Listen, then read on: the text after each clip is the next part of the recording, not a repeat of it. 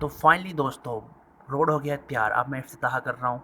तो अब मैंने बस चलाकर भी दिखाने, क्योंकि रोड मैंने बनाया, सब प्रोसेस मैंने किया कंप्लीट। तो कंप्लीट प्रोसेस देखें आप इस रोड की मरम्मती का, जो कि मैंने रोड बनाया है। तो आपको बहुत मज़ा आएगा। चैनल को सब्सक्राइब करें, विज़िट करें और दूसरी वीडियोस देखें।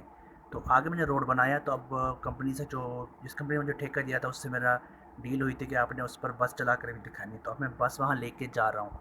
ठीक है। तो ये अगला टुकड़ा जो मैंने बनाया बहुत ही प्यारा और ज़बरदस्त। तो यहाँ देखें बस मैंने एंटर कर ली है और मैं बहुत ही ज़बरदस्त तरीके से बस लेके जा रहा हूँ। तो यार सब्सक्राइब तो कर दो।